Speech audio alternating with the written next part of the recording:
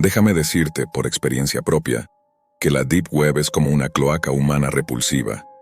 No te das cuenta de lo que yace en los recovecos más oscuros de la mente humana hasta que decides explorarla. Lo aprendí de la peor manera posible.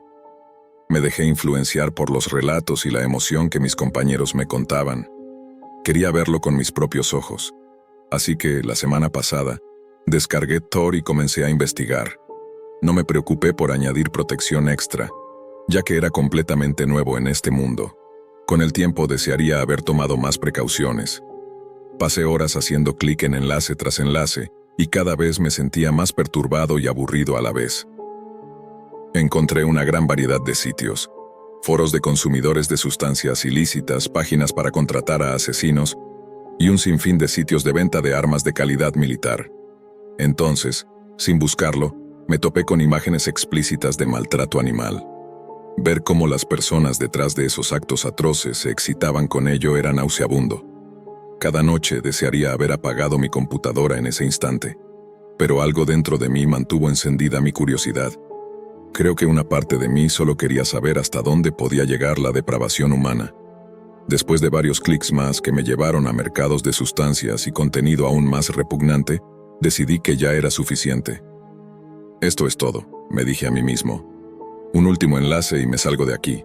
Hice clic sin imaginar que cambiaría para siempre mi ya sombría percepción de la humanidad. Lo primero que captó mi atención fue el diseño de la página.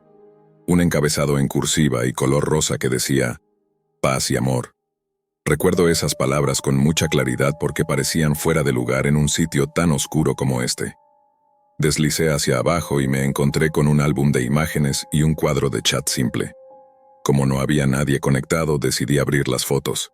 La primera imagen mostraba a una joven embarazada, llorando desconsoladamente.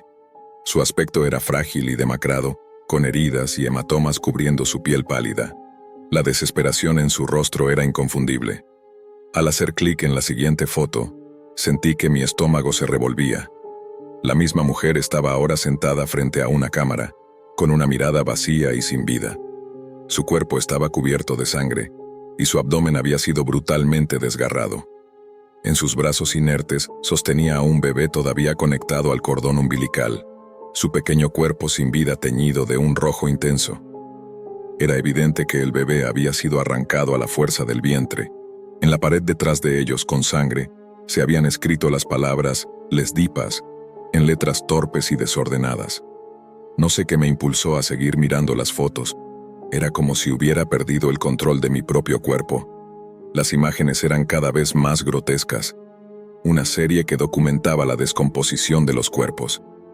Observé cómo el rostro de la mujer, alguna vez hermoso, se transformaba en un montón de carne en putrefacción. Al final de la secuencia no quedaba más que huesos secos. Quise cerrar la página inmediatamente, pero un mensaje apareció en la pantalla. Provenía del chat de la página. Decía exactamente esto. «Hola, ¿te gusta lo que ves? ¿Quieres más? ¿Quieres alcanzar la verdadera paz?» Me quedé congelado de miedo. El mismo usuario escribió otro mensaje. «No tienes que tener miedo, Ezra. Te amo. Quiero ayudarte. Déjame salvarte». Reuniendo valor, escribí una pregunta. «¿Cómo demonios sabes mi nombre?» Casi de inmediato recibí una respuesta. «Lo sé todo sobre ti, y sinceramente no deberías dejar las cortinas abiertas. ¿Ves? Solo quiero ayudarte. Déjame salvarte». Mis ojos se dirigieron rápidamente hacia la ventana detrás de mí. Con el reflejo de la luz de mi computadora, noté que mi cámara estaba encendida.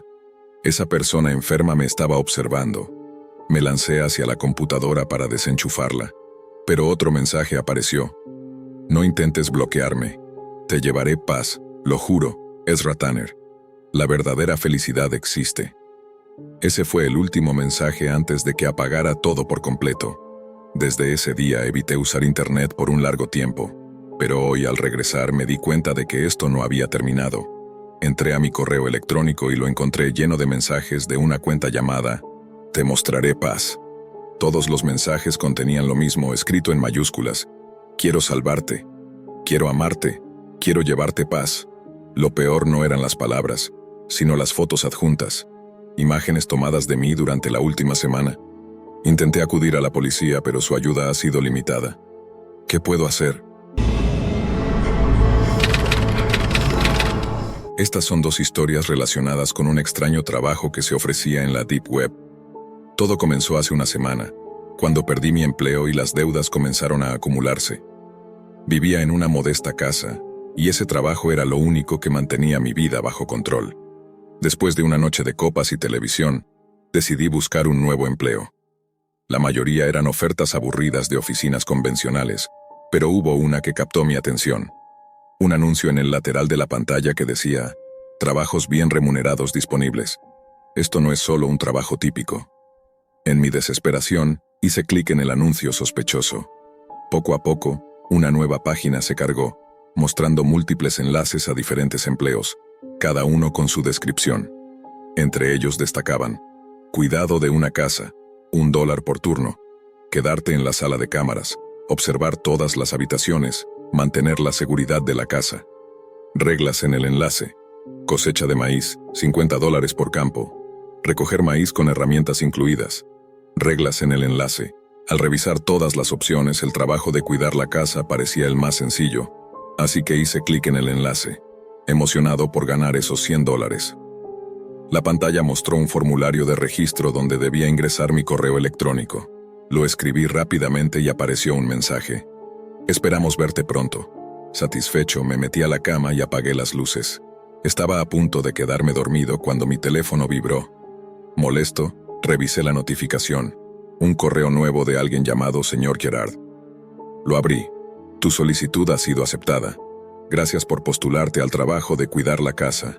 Tu turno será desde las 12 de la medianoche hasta las 4 de la mañana. Debes cumplir las siguientes reglas.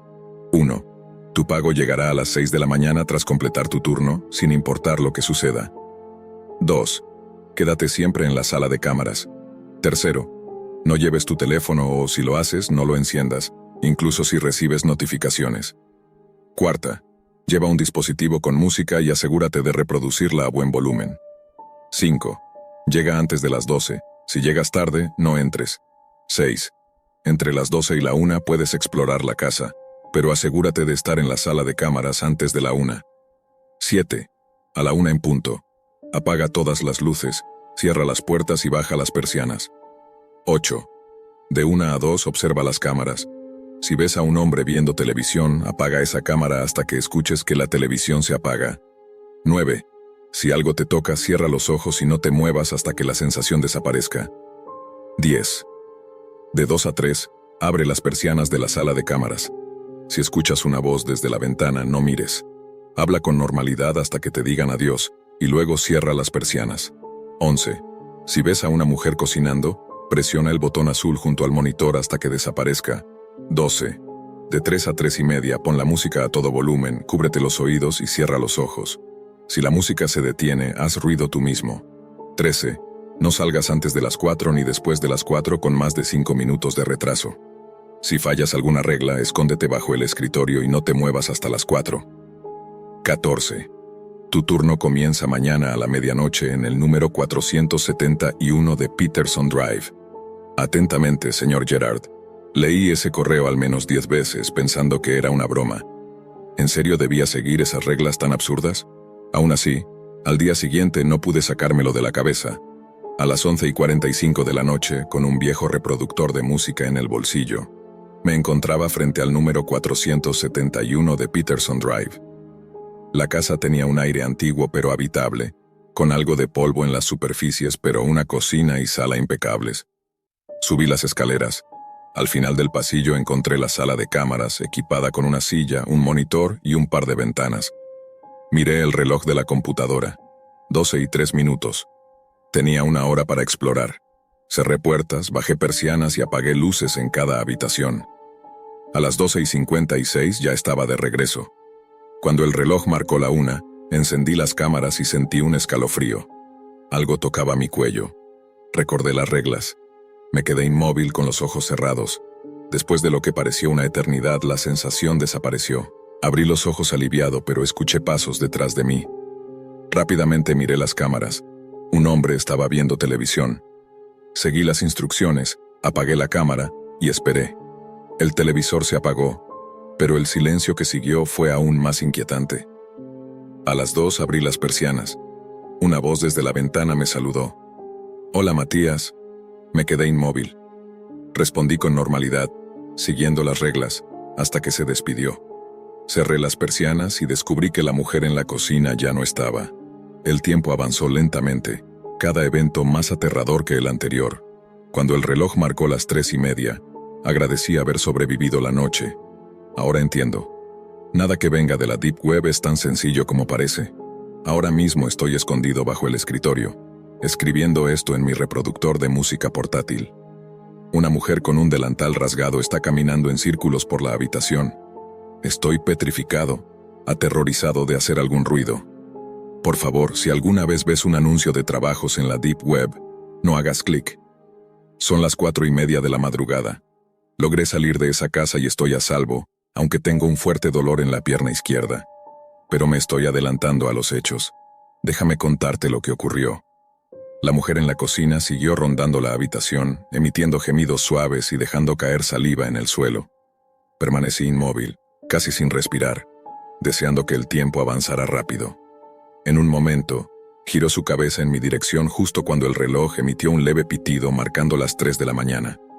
De repente, la mujer comenzó a derretirse, lanzando un alarido desgarrador de agonía. Según las reglas, ahora debía encender la música en mi dispositivo, cerrar los ojos y cubrirme los oídos. Pero estaba bajo el escritorio, paralizado, preguntándome si aún era necesario hacerlo. Esperé en completo silencio mientras las paredes y el suelo parecían deformarse frente a mis ojos. Era como si rostros emergieran de las superficies, gritando de forma indescriptible. El único sonido que podía compararse a eso era el mismísimo terror. Mi mente me imploraba que huyera, pero sabía que no podía. Cerré los ojos, encendí la música a todo volumen y me tapé los oídos. Poco a poco, el ruido fue opacado por la música, lo que curiosamente me calmó. Sin embargo, incluso con los ojos cerrados, mi mente seguía recreando lo que estaba ocurriendo a mi alrededor. Después de unos minutos, la música se detuvo. Abrí los ojos y la casa parecía normal nuevamente. Con las piernas temblorosas me levanté y miré el reloj. 3:30 de la madrugada. Me senté a esperar hasta las 4. No ocurrió nada más, pero no pude relajarme. Cuando finalmente el reloj emitió su último pitido, anunciando el fin del turno, bajé las escaleras y abrí la puerta principal. El aire fresco de la noche me golpeó el rostro, llenándome de alivio. Caminé de regreso a casa, revisé mi teléfono y traté de enviarle un correo al señor Gerard.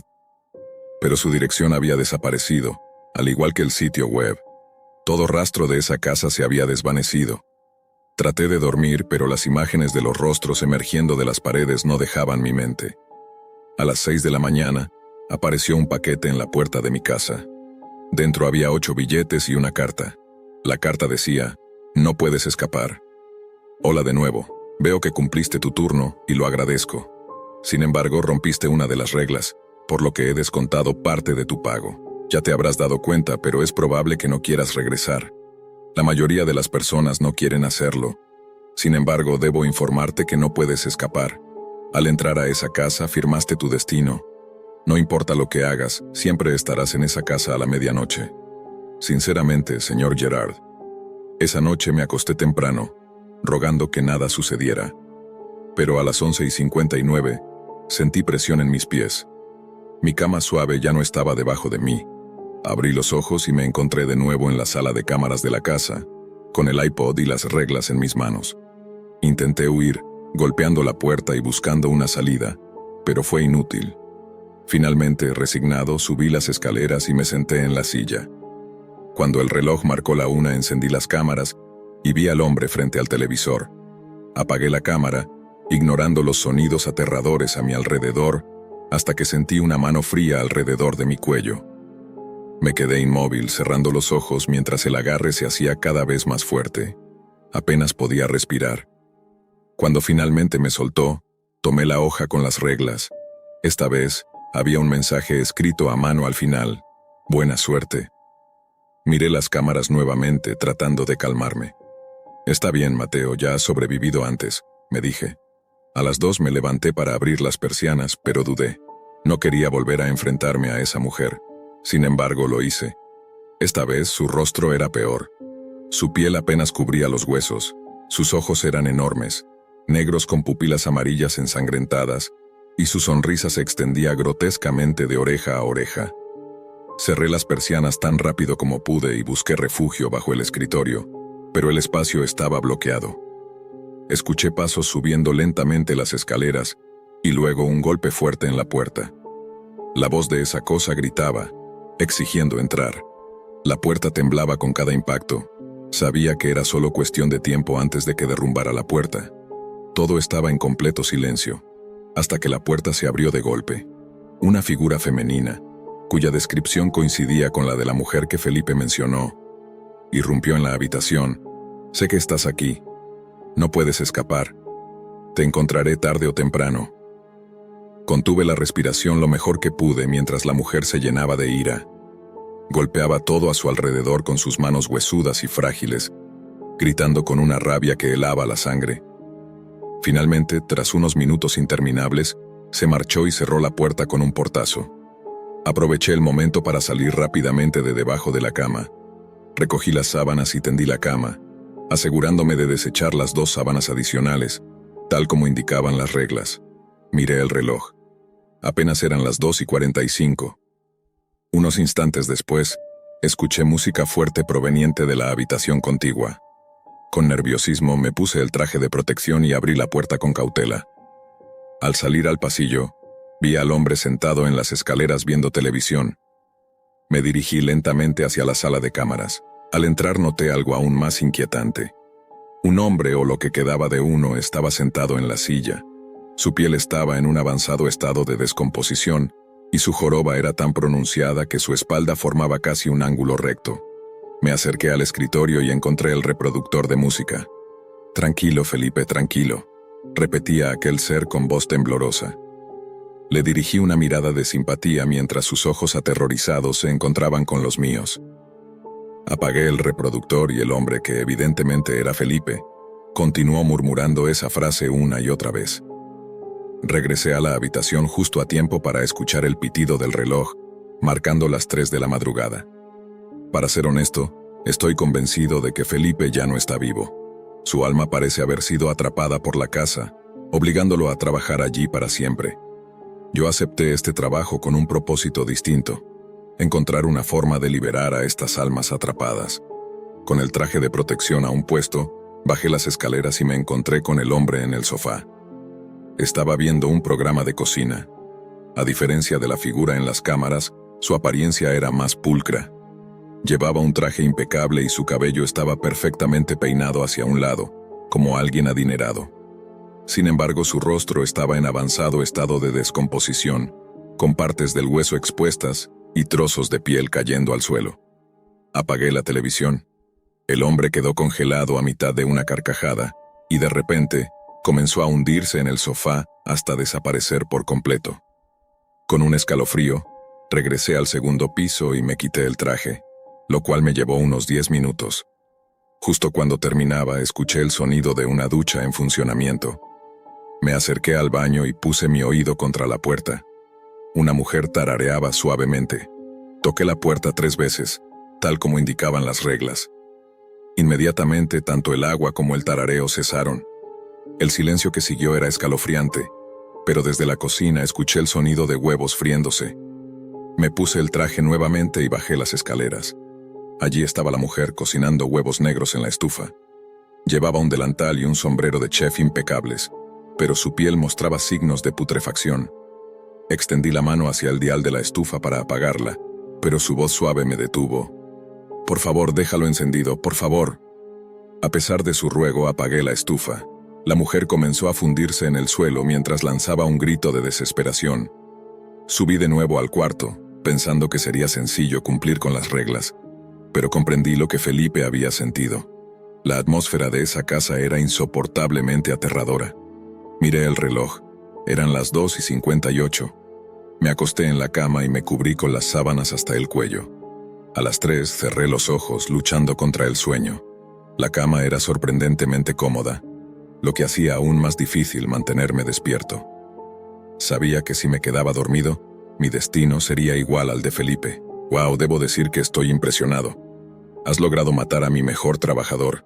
Parece que has descubierto mi plan».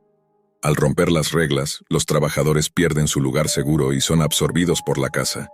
Sin embargo, tú has demostrado ser especial. Ven mañana por la noche como si fuera un turno normal y discutiremos una recompensa. Atentamente, señor Gerard. Pasé el día preparándome.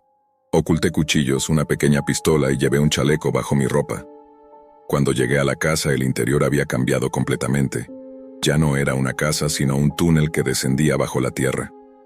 Al final del túnel, encontré una sala llena de monitores. Un hombre alto, vestido con un traje oscuro y un abrigo negro, estaba sentado frente a ellos. Hola, Esteban. Soy el señor Gerard. 3:33 de la madrugada. Esa es la hora actual. Igual que tú, soy un fanático de deslizar el dedo por Facebook, Instagram y Reddit. La mayoría del tiempo, lo hago sin realmente absorber lo que estoy viendo o leyendo, como si estuviera en un estado de piloto automático de redes sociales, navegando de un sitio a otro. Al igual que tú, llegué a un punto en el que las mismas páginas dejaron de satisfacerme. Por eso estoy escribiendo este mensaje, para compartirte algo de información sin costo. Pero no te equivoques, aunque no hay un precio obligatorio, tiene un costo. Lo explicaré más adelante. Después de consumir una cantidad innumerable de historias sobre la Deep Web y los riesgos de lo que yace bajo la superficie del Internet, decidí descargar un navegador especial, Tor, y explorarlo por mí mismo. Sé que, antes de que pongas los ojos en blanco por otra historia sobre la web oscura, necesitas seguir leyendo esto. No estoy aquí para disuadirte de investigar. En realidad es todo lo contrario. Lo que se cuenta sobre la Deep Web es, en gran parte, verdad. La mayoría de los enlaces están fuera de servicio, y aquellos que aún funcionan están tan desactualizados que navegar por ellos se vuelve agotador. La novedad desaparece rápidamente. Pero espera, porque detrás de estas páginas obsoletas hay algo mucho más grande, una parte más profunda del Internet. Tan pronto como un usuario ingresa a estas páginas, que parecen sacadas de los años 90, con mercados turbios y videos todavía más inquietantes, se hace visible para los administradores de esos sitios ocultos. Ellos pueden observar lo que buscas, el contenido que tienes en tu disco duro e incluso los archivos que guardas en esa memoria USB que mantienes oculta. Si creen que eres digno, como fue mi caso, te mostrarán algo especial. Aparecerá un mensaje simple. ¿Quieres ver más? ¿Sí o no? Haz clic en Enter. Puedes juzgarme todo lo que quieras. Sé que cuando me encuentre con nuestro Creador, si existe, no disfrutaré mucho tiempo en las puertas del cielo antes de que me lancen al fuego eterno. Si supieras lo que hay en esa memoria USB que escondo bajo las tablas sueltas de mi habitación, o cuáles fueron las primeras cosas que busqué cuando entré a la Deep Web, no tendrías ninguna duda de que recibiré mi castigo. Y hasta cierto punto lo acepto. Mi alma dejó de existir el día que encontré los videos que me gustan. Cada vez que presionaba reproducir, al escuchar los gritos, ver la sangre brotar de sus cuerpos y observar la desesperación en sus rostros indefensos, sentía que una parte de mí se desmoronaba. Ahora llevo una existencia insensible. Después de ver ese tipo de contenido, pierdes la capacidad de sentir. Ya sabes que alguien como yo puede estar entre la sociedad. Yo hice clic en sí sin pensarlo. Desde una página oscura llena de texto gris y pesado, fui redirigido a una pantalla roja con la imagen de una puerta sencilla en el centro y un botón de Enter debajo. Al hacer clic me llevó a una interfaz claramente inspirada en YouTube. Cada video tenía un temporizador en la esquina inferior y una duración promedio de unas pocas horas. Solo leyendo los títulos, supe de inmediato en qué tipo de sitio había entrado. Estudiante universitaria brutalmente golpeada hasta ahogarse en su propia sangre. Familia destrozada por una jauría de perros. Chico de fraternidad golpeado con un martillo hasta los 100 golpes. Y así seguía la lista. La siguiente pestaña fue la que realmente captó mi atención. El ejecutor, tú decides.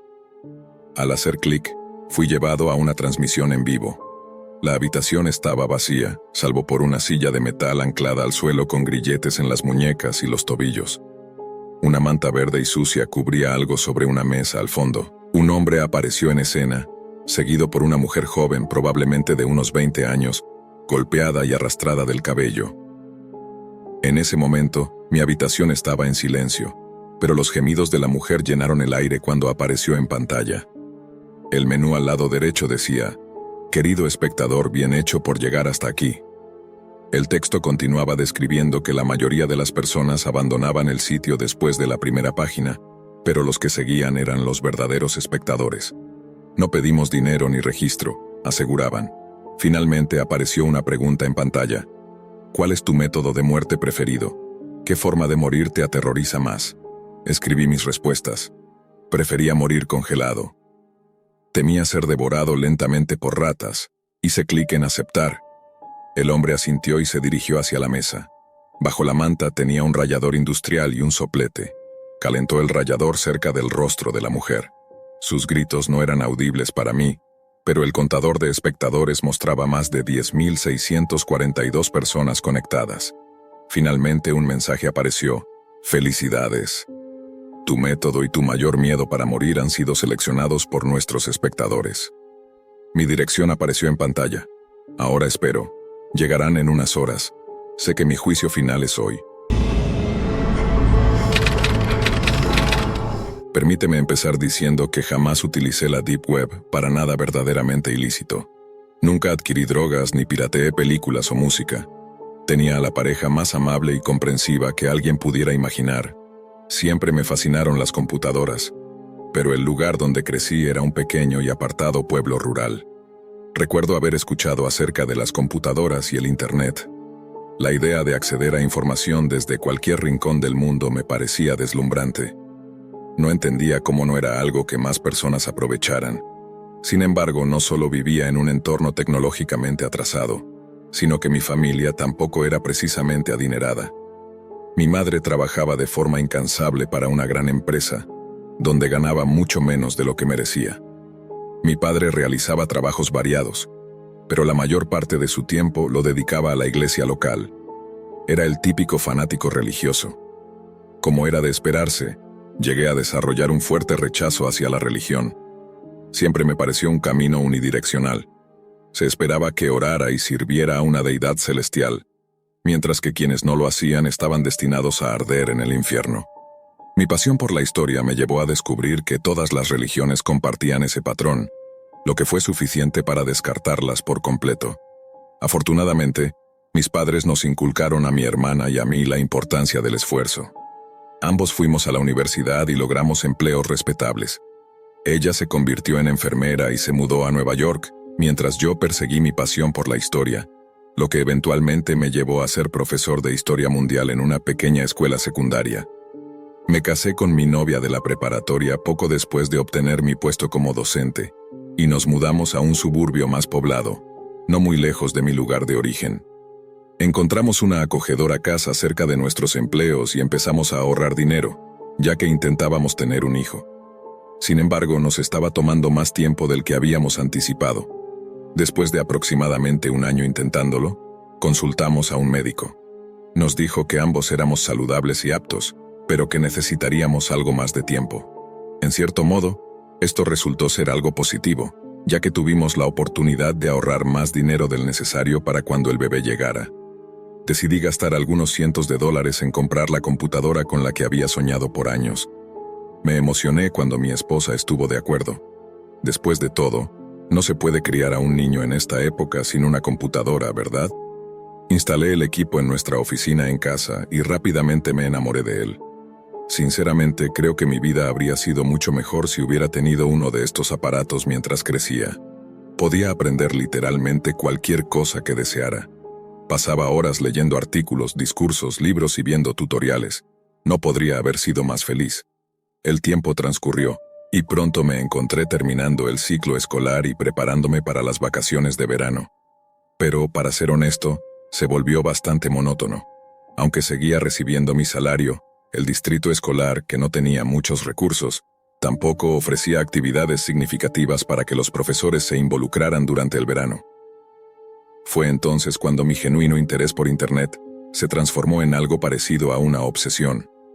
Pasaba casi todo el tiempo frente a la computadora.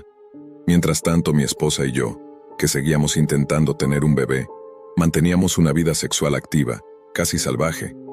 La vida parecía perfecta. Por desgracia, cuando las cosas están tan bien, solo pueden empeorar. Había transcurrido mes y medio de las vacaciones cuando me encontré revisando los mismos contenidos repetitivos en Internet. No había nada nuevo, o al menos nada que valiera la pena explorar. Sin embargo, recordé haber oído hablar de algo llamado la Deep Web. Aunque no sabía mucho al respecto, tenía una comprensión básica del concepto. Descargué Tor y comencé a navegar, teniendo mucho cuidado, ya que había escuchado historias sobre personas que habían sido acosadas, secuestradas e incluso asesinadas por usar la Deep Web. Pasé horas revisando enlaces al azar en una página llamada Hidden Wiki. Eran las 3 de la madrugada, y continuaba haciendo clic, esperando encontrar algo interesante. La mayoría del material que encontré trataba de matemáticas y ciencias, pero siendo un profesor de historia prefería aprender sobre temas relacionados con mi campo. Tras varias horas de búsqueda, finalmente me topé con algo que captó mínimamente mi interés. Una página de teorías de conspiración. Ahora bien, no soy alguien que se considere conspiranoico ni que crea en cosas como el Illuminati, pero debo admitir que estos eran algunos de los argumentos más sólidos sobre corrupción gubernamental que había encontrado. Había documentos confidenciales, investigaciones detalladas y una abrumadora cantidad de pruebas que respaldaban la mayoría de las teorías.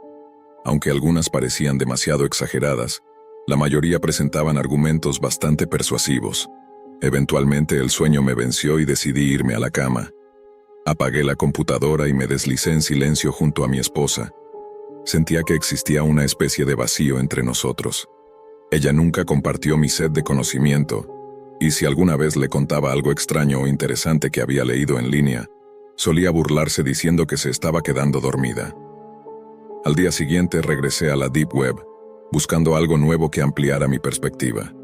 Casi había pasado una hora, y lo único que había encontrado eran enlaces rotos. Estaba a punto de cerrar todo cuando apareció una ventana emergente en la esquina de la pantalla con un enlace. De forma ingenua hice clic. Lo que apareció después me dejó absolutamente horrorizado. Pero nada ocurrió, y sentí como mi estómago se hundía. ¿Qué demonios está pasando aquí? Srenia, me pregunté. Jamás había oído hablar de algo similar. Estaba a punto de reiniciar mi computadora manualmente cuando el hombre del video pronunció mi nombre completo. ¿Te vas tan pronto, señor Gutiérrez? ¿Vas a dar otra de tus clases de historia en esa miserable escuelita que llamas secundaria? Preguntó con un tono áspero y distorsionado. No tenía idea de qué hacer.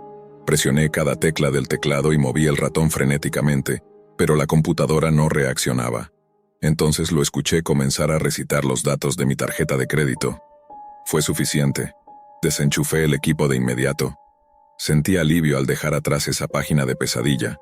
Me sorprendió la velocidad con la que obtuvo mi información personal. Cambié el número de mi tarjeta y toda la información que pude.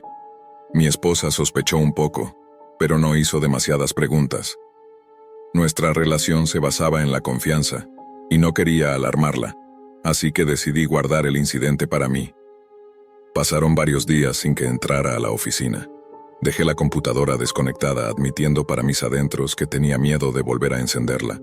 Sabía que tarde o temprano tendría que enfrentar ese temor. Finalmente reuní valor, entré en la oficina, encendí el equipo y todo parecía normal. Eliminé Tor y decidí que había terminado con la Deep Web. Abrí Google Chrome de forma casual y navegué un poco.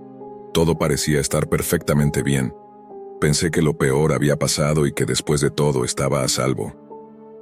Qué equivocado estaba. Unos meses después, la hermana menor de mi esposa se mudó con nosotros. Era una mujer encantadora, y como teníamos espacio de sobra, decidimos dejarla quedarse por un tiempo.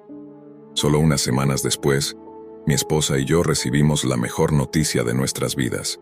Ella estaba embarazada, ya llevaba varias semanas, y tanto ella como el bebé estaban en perfecto estado de salud. Fue una sensación indescriptible de felicidad. Me acostumbré nuevamente a la rutina del trabajo y a leer artículos interesantes en Internet. Todo parecía encaminarse. El tiempo pasó, y pronto estábamos a solo días del nacimiento de nuestra hija. Había olvidado por completo lo que ocurrió aquella noche cuando decidí aventurarme en la Deep Web. Era un domingo por la tarde como cualquier otro. Estaba sentado en el porche trasero disfrutando de un té helado y el tranquilo sonido de la naturaleza. La serenidad del momento me llenaba de una paz que parecía impermeable a los horrores del mundo exterior. Fue entonces cuando escuché un fuerte golpe y gritos provenientes de la casa. Al principio pensé que era mi cuñada viendo la televisión a todo volumen como solía hacer. Pero luego escuché a mi esposa sollozando de manera desgarradora. El pánico se apoderó de mí y corrí hacia la casa. Entré justo a tiempo para presenciar algo que me destrozaría para siempre. Un hombre enmascarado estaba asesinando a mi esposa. «Déjala», grité con todas mis fuerzas, pero él ni siquiera se inmutó. Corrí hacia él con la intención de detenerlo. Agarré una lámpara de cristal y la rompí sobre su cabeza, pero el impacto no pareció afectarlo. Me miró directamente a los ojos, me agarró del cuello y me levantó del suelo con facilidad. «¿Pensaste que me había olvidado de ti, muchacho curioso?», dijo con un tono burlón. De inmediato lo reconocí. Era el hombre de la transmisión en vivo que había visto en la Deep Web meses atrás. Fue lo último que recordé antes de perder el conocimiento. Cuando desperté, vi el cadáver mutilado de mi cuñada en el suelo. La habían cortado por la mitad. Para mi horror, el cuerpo de mi esposa yacía empapado en sangre. Lloré incontrolablemente durante lo que me pareció una eternidad. Cuando logré calmarme un poco, noté algo extraño en el cuerpo de mi esposa. Su abdomen no tenía el tamaño que recordaba. Me acerqué para examinarla, y mis peores sospechas se confirmaron. Ese monstruo había extraído a nuestra hija de su vientre y se la había llevado. Llamé a la policía. La apatía de la operadora solo intensificó mi desesperación. 911. «¿Cuál es su emergencia?», preguntó con un tono indiferente. «Alguien mató a mi familia y se llevó a mi hija», grité frenéticamente. Después de darles mi dirección, respondieron con un tono carente de urgencia. «Enviaremos a alguien tan pronto como podamos». En ese momento mi furia creció. ¿Cómo podían ser tan insensibles? Mi vida había sido destrozada, y ellos lo tomaban como si fuera un día cualquiera. Tras días de investigación, la policía no logró encontrar al asesino ni a mi hija. Les dije que ese hombre nos había encontrado a través de la Deep Web, pero como había pasado tanto tiempo y no podía volver a localizar la página, no hicieron nada. Pasaron semanas, y la historia llegó brevemente a los noticieros locales, pero pronto fue olvidada. En los días siguientes, vacié mi cuenta bancaria y gasté miles de dólares en armas y municiones. Pronto entendí que necesitaría más recursos, muchos de ellos ilegales, para llevar a cabo lo que planeaba. Volví a la Deep Web para comprar equipo de espionaje, armamento pesado y explosivos. Me tomó cerca de un mes reunir los suministros necesarios para mi misión. Mientras estaba en mi sótano, rodeado de miles de cartuchos de munición, kilos de explosivos y casi $2,000 en equipo de espionaje, lo supe. Iba a causar un caos absoluto contra esas personas. Los días transcurrían, pero comencé a sentirme desanimado respecto a toda la situación. No tenía idea de cómo iba a encontrarlos, ni siquiera si sería posible. Era como buscar una aguja en un pajar. Después de 2 semanas de interminables horas navegando por la Deep Web, finalmente encontré algo que me resultaba vagamente familiar. Otra transmisión en vivo, donde estaban torturando a un niño. Sentí una náusea que subió desde lo más profundo de mi estómago. Sabía que no era mi hija, pero había perdido toda paciencia. Si no puedo encontrar la aguja en el pajar, tendré que quemar todo el pajar, pensé, consumido por el odio. Con algo del equipo de espionaje que había comprado, logré rastrear la ubicación desde donde esos bastardos estaban transmitiendo. Una sonrisa siniestra cruzó mi rostro cuando descubrí que estaban operando en mi propio estado. Cargué mi automóvil con una ametralladora, una K-47 y explosivos C4. El viaje, aunque duró solo 2 horas, me pareció eterno. La emoción de acabar con esas personas repugnantes me invadía. Casi me equivoco de camino, pero finalmente encontré el lugar. Un viejo y oxidado granero. Observé por un rato desde una distancia segura. Había 4 hombres en total. Parecía que todos operaban dentro del granero y nunca salían. Con el AK-47 en mano me acerqué sigilosamente. Desde la entrada pude verlos torturando a un niño pequeño, de no más de 12 años. El niño lloraba desconsoladamente, cubierto de sangre, mientras ellos reían y continuaban con su monstruoso acto. Estaban tan absortos en su crueldad que no notaron mi presencia. Grité con todas mis fuerzas: «Al infierno con ustedes». Abrí fuego indiscriminadamente. Al menos 2 de ellos cayeron muertos al instante, y un tercero resultó herido. El 4.º hombre reaccionó lo suficientemente rápido como para esconderse detrás de un camión. Sacó una pistola y disparó hacia mí, pero falló cada tiro. Rodeé el edificio hasta encontrar una posición ventajosa. Me acerqué al hombre que se escondía, pero él debió escucharme porque giró y disparó. La bala pasó peligrosamente cerca de mi cabeza. Cargué hacia él, esperando que se hubiera quedado sin munición, y efectivamente lo había hecho. Sin dudar, apreté el gatillo y lo derribé. Me quedé de pie sobre su cadáver por un momento, sintiendo una extraña calma. Quería escupirle, pero decidí no dejar evidencia para la policía. Luego volví al hombre herido, quien me miraba con ojos llenos de terror. Me acerqué lentamente, riendo mientras lo hacía. «Por favor, no me mates. Esto no fue idea mía», suplicó balbuceando. Lo observé con desprecio. Sus palabras eran irrelevantes. Retrocedí mi pierna y con un fuerte movimiento pateé su cráneo. Su cabeza se rompió con un sonido sordo, esparciendo masa encefálica por el suelo. El niño seguía llorando incontrolablemente. Saqué mi teléfono prepago, marqué al 911 y reporté la situación de manera anónima. Me acerqué al niño y le dije: «Olvida esta noche, nadie te hará más daño». Luego me giré y me alejé, dejando la escena. El viaje de regreso a casa fue largo y lleno de pensamientos. Había leído mucho sobre cómo las personas desarrollan estrés postraumático tras matar a alguien. Según la mayoría de los testimonios, siempre queda un sentimiento de culpa, incluso si sabes que hiciste lo correcto. Pero no sentí nada de eso. De hecho, me sentí poderoso, más poderoso de lo que me había sentido en años. La imagen de ese miserable suplicando por su vida me llenaba de una sensación de satisfacción que nunca había experimentado. Fue entonces cuando supe que iba a matar de nuevo. Los meses siguientes fueron un torbellino. Pasé casi todo mi tiempo libre en la Deep Web, rastreando posibles pistas sobre el paradero de mi hija y eliminando a cualquiera que considerara digno de morir. Me convertí en algo similar a un vigilante desquiciado. Cada asesinato alimentaba mi sed de justicia y venganza. Eventualmente, me involucré en el sector criminal de forma más directa. Empecé a aceptar encargos para eliminar personas a cambio de dinero. Mi notoriedad creció rápidamente.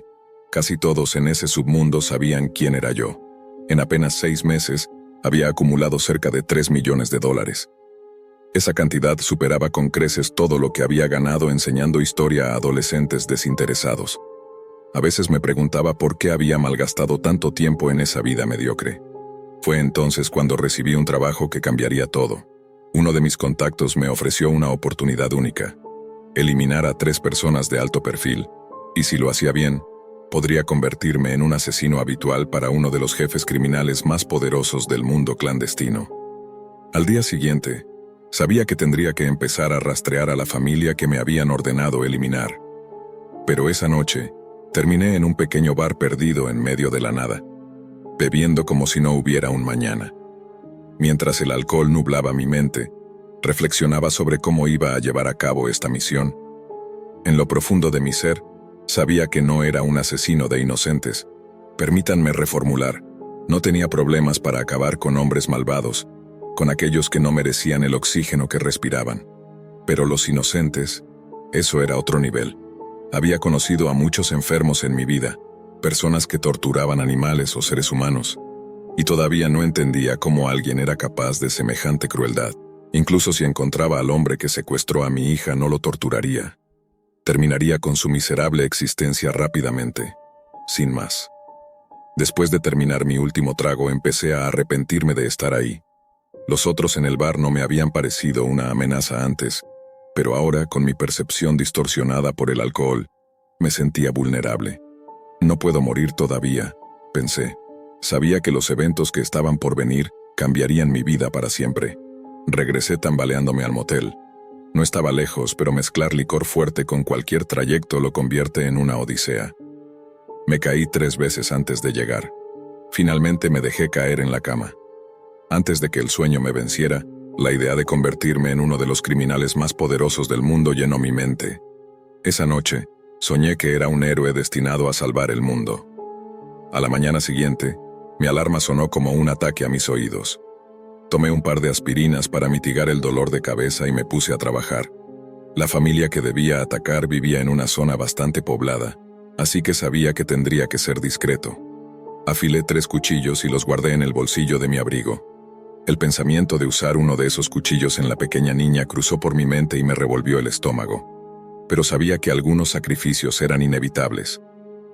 Conduje mi camioneta hasta su vecindario y estacioné a las 3 de la tarde.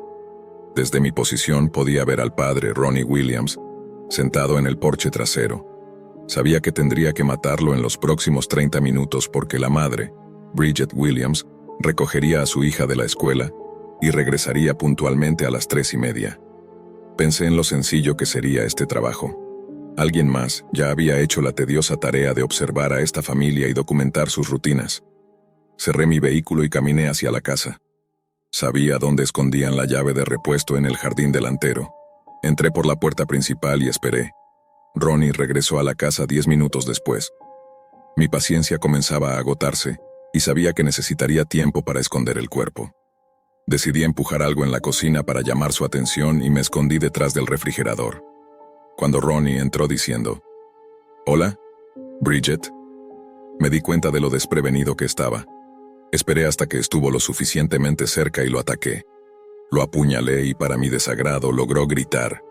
Lo empujé al suelo y continué apuñalándolo hasta casi decapitarlo.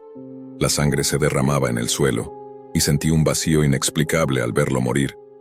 Recuperé la compostura, arrastré su cuerpo al sótano y subí las escaleras. Fue entonces cuando escuché la puerta principal abriéndose. «La sangre», murmuré entre dientes. Desde arriba, escuché a la madre y a la niña gritar al ver la escena de asesinato. Subí corriendo. «Señora, por favor, cálmense usted y su hija. Soy del FBI. Un asesino entró en su casa más temprano». Mentí, mostrando una identificación falsa que siempre llevaba conmigo. Bridget exigió ver mi credencial. Cualquiera que supiera algo de identificación federal habría notado que era falsa, pero ella no sospechó. «¿Mi esposo?», preguntó con la voz quebrada. Le dije que estaba en el sótano. Caminó hacia allí y yo la seguí. Al ver a Ronnie cayó de rodillas, sollozando desconsoladamente. Aproveché su distracción, saqué el cuchillo y la apuñalé por la espalda. Murió en cuestión de segundos. Ahora venía la parte más difícil. Subí las escaleras en busca de la niña, pero no estaba por ningún lado. Mi ansiedad crecía con cada segundo. Sabía que el Señor estaría observando, y cualquier muestra de incompetencia podría poner en peligro mi futuro con él.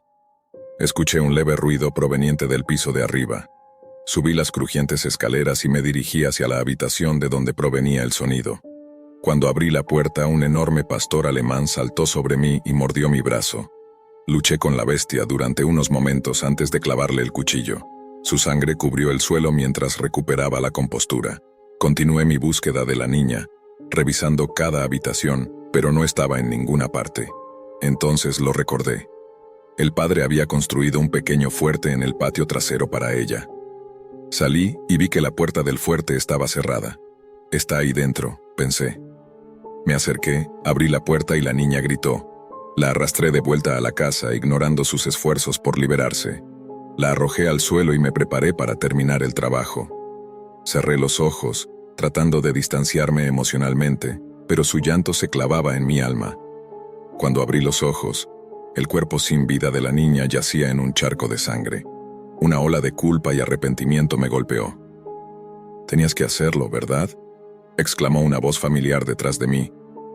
Me giré y vi a un hombre enmascarado de pie.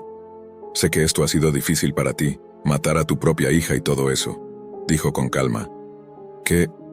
¿Mi hija? Mi hija ha estado muerta por años», respondí, confundido. «Yo la tomé, Johnny, la robé y la entregué a una pareja amorosa incapaz de tener hijos. Y honestamente ellos hicieron un trabajo mucho mejor criándola de lo que tú jamás podrías haber hecho». Al día siguiente, sabía que tendría que comenzar a rastrear a la familia que me habían ordenado eliminar. Sin embargo, esa noche terminé en un bar perdido en medio de la nada, bebiendo como si no hubiera un mañana. Mientras el alcohol entumecía mis pensamientos, reflexionaba sobre cómo iba a cumplir con esta misión. En lo más profundo de mi ser, sabía que no era un asesino de inocentes. Permítanme reformular. No tenía problemas para eliminar a hombres malvados, aquellos que no merecían el oxígeno que respiraban. Pero los inocentes, eso era otro nivel. Había conocido a demasiados monstruos en mi vida, personas capaces de torturar animales o incluso a otros seres humanos. Todavía no entendía cómo alguien podía ser tan vil. Incluso si lograba encontrar al hombre que secuestró a mi hija, no lo torturaría.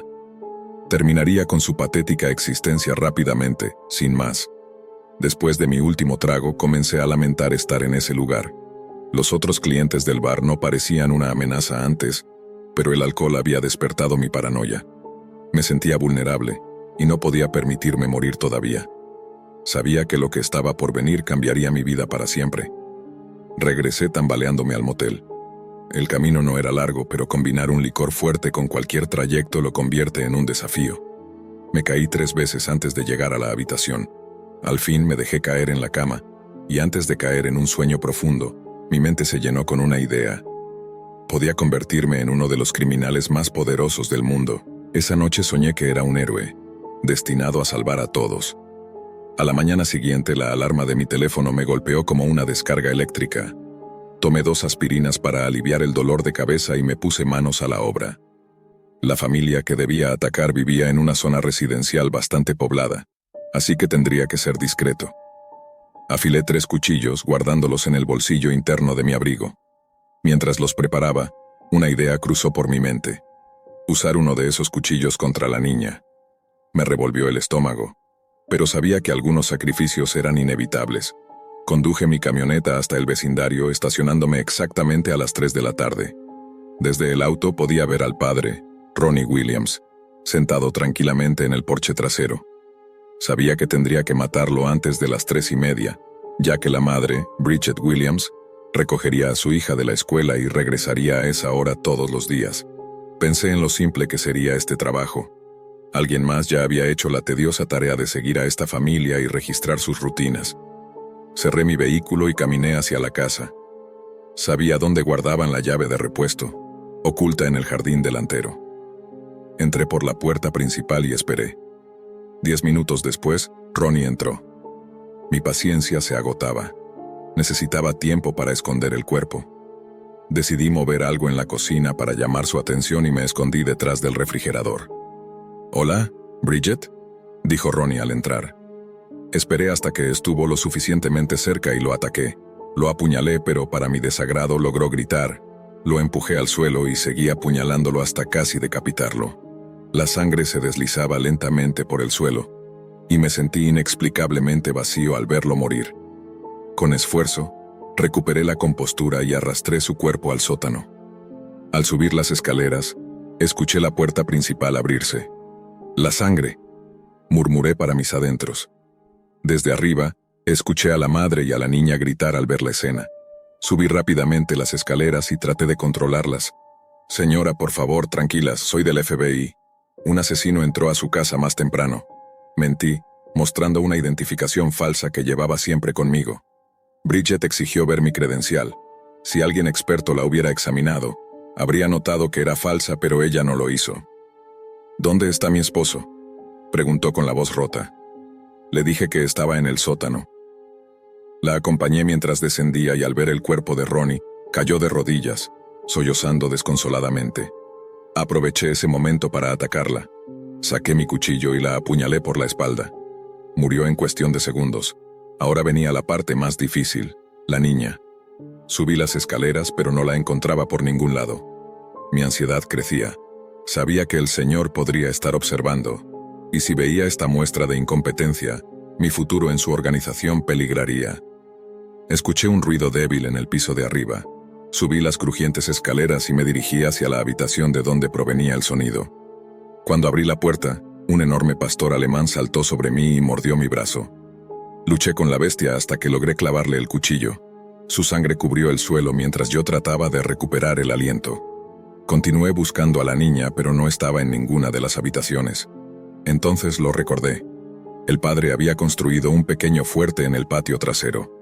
Salí al porche trasero y vi que la puerta del fuerte estaba cerrada. Debe estar ahí dentro, pensé. Abrí la puerta y la niña gritó.